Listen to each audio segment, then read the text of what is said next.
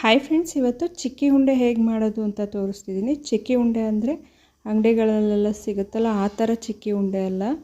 ಬೆಲ್ಲದ ಪಾಕಕ್ಕೆ ಎಳ್ಳನ್ನ ಹಾಕಿ ಉಂಡೆ ಕಟ್ತಾರಲ್ಲ ಆ ಥರ ಚಿಕ್ಕಿ ಉಂಡೆ ಅಲ್ಲ. ಇದು ಡಿಫ್ರೆಂಟ್ ಆಗಿರೋ ಚಿಕ್ಕಿ ಉಂಡೆ. ಇದನ್ನು ಮಾಡೋದಕ್ಕೆ ನಾನಿಲ್ಲಿ 1 ಕಪ್ಪಷ್ಟು ಕಪ್ಪು ಎಳ್ಳು ತೊಗೊಂಡಿದ್ದೀನಿ. ಅದನ್ನು ಫ್ರೈ ಮಾಡ್ಕೊತಾ ಇದ್ದೀನಿ. ಚೆನ್ನಾಗಿ ಹುರ್ಕೋಬೇಕು. ಅದು ಪಟ ಪಟ ಅಂತ ಸಿಡಿತಿರುತ್ತಲ್ಲ ಅಲ್ಲಿವರೆಗೂ ಹುರ್ಕೋಬೇಕು. ಲೋ ಫ್ಲೇಮಲ್ಲಿ 1-2 ನಿಮಿಷ ಹುರ್ಕೊಂಡ್ರೆ ಸಾಕೋದು. ಪಟ ಪಟ ಅಂತ ಹೇಳಿ ಚೆನ್ನಾಗಿ ಫ್ರೈ ಆಗುತ್ತೆ. ಈಗ ಅದನ್ನು ಒಂದು ಪ್ಲೇಟಿಗೆ ಎತ್ತಿಟ್ಕೊಂಡಿದ್ದೀನಿ. ಅದಕ್ಕೆ ಈಗ ಅದೇ ಬಾಣಲಿಗೆ 1 ಟೇಬಲ್ ಸ್ಪೂನಷ್ಟು ಗಸಗಸೆ ಹಾಕ್ಕೊಂಡು ಹುರ್ಕೋತಾ ಇದ್ದೀನಿ.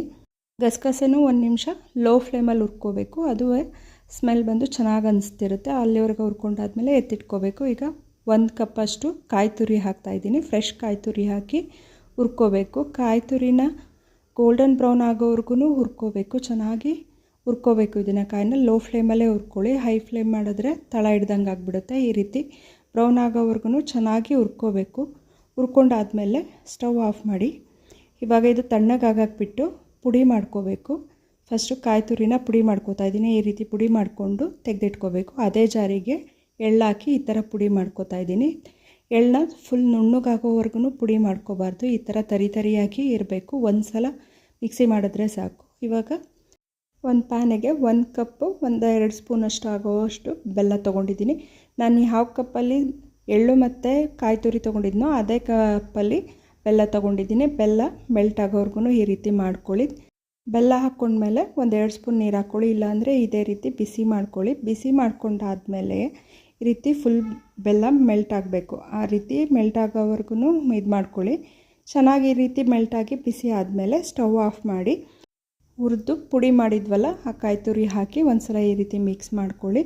ಒಂದು ಸಲ ಈ ರೀತಿ ಜಸ್ಟ್ ಹಿಂಗೆ ಮಿಕ್ಸ್ ಮಾಡಾದಮೇಲೆ ಹುರಿದು ಪುಡಿ ಮಾಡಿ ಇಟ್ಕೊಂಡಿದ್ವಲ್ಲ ಎಳ್ಳು ಅದನ್ನು ಈಗ ಹಾಕ್ತಾಯಿದ್ದೀನಿ. ಹಾಕ್ಬಿಟ್ಟು ಒಂದು ಸಲ ಈ ರೀತಿ ಮಿಕ್ಸ್ ಮಾಡ್ಕೋಬೇಕು.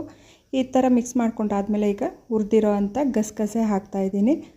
ಅದ್ರ ಜೊತೆಗೆ ಅರ್ಧ ಟೀ ಸ್ಪೂನಷ್ಟು ಏಲಕ್ಕಿ ಪುಡಿ, 1 ಟೀ ಸ್ಪೂನಷ್ಟು ಒಣಶುಂಠಿ ಪುಡಿ ಹಾಕ್ತಾಯಿದ್ದೀನಿ. ಇಷ್ಟನ್ನು ಹಾಕಿ ಒಂದು ಸಲ ಚೆನ್ನಾಗಿ ಮಿಕ್ಸ್ ಮಾಡ್ಕೋಬೇಕು. ಈಗಲೇ ಸ್ಟವ್ ಆನ್ ಮಾಡಬೇಡಿ. ಒಂದು ಸಲ ಚೆನ್ನಾಗಿ ಮಿಕ್ಸ್ ಮಾಡ್ಕೊಳ್ಳಿ. ಯಾಕಂದರೆ ಬೆಲ್ಲದ ಪಾಕ ಬರೆಸ್ಕೊಂಡಿಲ್ಲ. ಬೆಲ್ಲದ ಪಾಕ ಬರದೇ ಇರೋದ್ರಿಂದ ಮತ್ತೆ ಸ್ಟವ್ ಹಚ್ಚಿ ಮಿಕ್ಸ್ ಮಾಡೋದ್ರೊಳಗೆ ಗಟ್ಟಿ ಆಗಿಬಿಡುತ್ತೆ. ಅದಕ್ಕೇ ಸ್ಟವ್ ಹಚ್ಚದಲ್ಲೇ ಈ ರೀತಿ ಚೆನ್ನಾಗಿ ಮಿಕ್ಸ್ ಮಾಡ್ಕೋಬೇಕು. ಈ ರೀತಿ ಚೆನ್ನಾಗಿ ಮಿಕ್ಸ್ ಮಾಡ್ಕೊಂಡಾದ್ಮೇಲೆ 1 ನಿಮಿಷ ಸ್ಟವ್ ಆನ್ ಮಾಡಿ ಆಮೇಲೆ ಮತ್ತೆ ಮಿಕ್ಸ್ ಮಾಡ್ಕೋಬೇಕು. ಬೆಲ್ಲ ಮತ್ತೆ ಮೆಲ್ಟಾಗಿ ಇದ್ರ ಜೊತೆ ಮಿಕ್ಸ್ ಆಗುತ್ತೆ ಚೆನ್ನಾಗಿ. ಆ ರೀತಿ ಮಿಕ್ಸ್ ಮಾಡ್ಕೊಳ್ಳಿ. ತುಂಬ ಹೊತ್ತೇನಾದರೂ ಮಿಕ್ಸ್ ಮಾಡಬೇಡಿ. 1 ನಿಮಿಷ ಸಾಕು. ಇದೆಲ್ಲ ಹುರಿದಿರೋ ಐಟಮ್ಗಳೆಲ್ಲ ಆಗಿರೋದ್ರಿಂದ ಯಾವುದೇ ರೀತಿ ಬೇಯಿಸೋ ಅವಶ್ಯಕತೆ ಇರಲ್ಲ. 1 ನಿಮಿಷ ಬಿಸಿ ಮಾಡ್ಕೊಂಡಾದ್ಮೇಲೆ ಸ್ಟವ್ ಆಫ್ ಮಾಡಿ ಕೆಳಗಿಟ್ಟು ಈ ರೀತಿ ಒಂದು ಸ್ವಲ್ಪ ಹೊತ್ತು ಚೆನ್ನಾಗಿ ಈ ರೀತಿ ಮಿಕ್ಸ್ ಮಾಡ್ಕೊಳ್ಳಿ. ತುಂಬ ಹೊತ್ತು ಆರೋಕ್ಕೂ ಬಿಡಬಾರ್ದು. ಹಾಗೆ 1 ನಿಮಿಷ ಸಾಕು. ಇದನ್ನು ಮಿಕ್ಸ್ ಮಾಡ್ಕೊಳ್ಳೋವರೆಗೆ ಆರ್ಕೊಂಡ್ರೆ ಸಾಕು.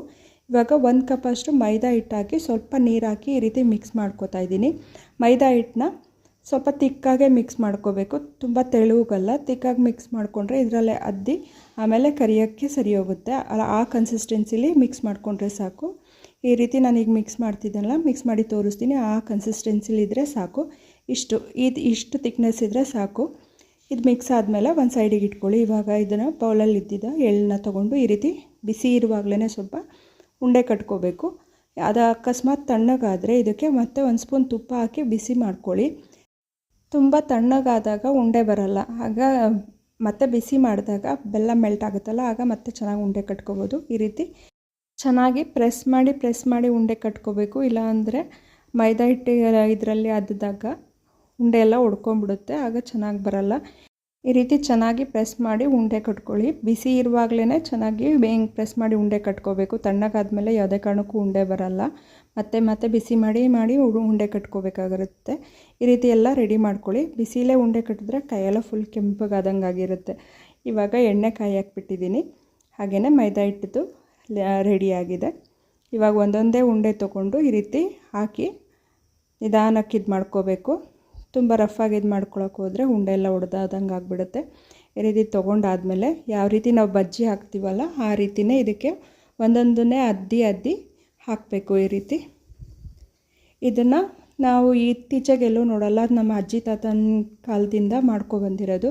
ಈ ಥರ ಚಿಕ್ಕಿ ಉಂಡೆ ಈಗ ಸಾಮಾನ್ಯ ಕಡಿಮೆ ಮಾಡೋದು. ಈ ಥರ ಈಗ ಚಿಕ್ಕಿ ಉಂಡೆ ಅಂದರೆ ಬೆಲ್ಲನ ಕರಗಿಸಿ ಪಾಕ ಮಾಡಿ ಅದಕ್ಕೆ ಎಳ್ಳು ಹಾಕಿ ಉಂಡೆ ಕಟ್ತಾರಲ್ಲ ಆ ಥರ ಅಂದ್ಕೊಂಡಿದ್ದಾರೆ. ಬಟ್ ಈ ಥರ ಚಿಕ್ಕಿ ಉಂಡೆ ತುಂಬ ರೇರ್ ಮಾಡೋದು. ಇದನ್ನು ಹಾಕಿ 1-2 ನಿಮಿಷ ಮೀಡಿಯಮ್ ಫ್ಲೇಮಲ್ಲಿ ಕರೆದ್ರೆ ಸಾಕು, ಇದು ಚಿಕ್ಕಿ ಉಂಡೆ ರೆಡಿ ಆಗುತ್ತೆ.